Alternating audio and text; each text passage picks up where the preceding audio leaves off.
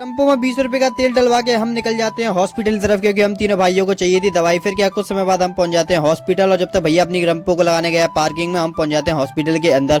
Hospital के अंदर जाने के बाद भाई देखो हॉस्पिटल काफी बड़ा बना हुआ है, क्योंकि पैसा जनता का जो लगा हुआ है। तीनों भाई हम पर्चे कटवा के हम ढूंढते हैं डॉक्टर को, क्योंकि हमको डॉक्टर साहब से करवाने थे ऑटोग्राफ। फिर सूत्रों के मुताबिक खबर मिलती है कि डॉक्टर साहब इसी रूम में है। फिर क्या हम देखते हैं डॉक्टर साहब वास्तव में बैठे हुए हैं। फिर क्या डॉक्टर साहब लिख रहे थे किसी को खत। फिर क्या डॉक्टर साहब ने लिख दी हमारी दवाइयाँ लिखने के बाद हम तीनों भाई ढूंढते हैं बड़े से हॉस्पिटल में दवाई का काउंटर कहाँ है। फिर क्या हम तीनों भाई ढूंढते हैं दवाई का काउंटर। जब तक हम ढूंढने के बाद हमें मिल जाता है दवाई का काउंटर मिल चुका है। फिर क्या यहाँ देखते हैं भैया दवाई दे रहे हैं, और भैया को तो खाज हो रही है। भैया अपनी खाज को खुजाते हुए हमें अपनी दवाई दे देते हैं।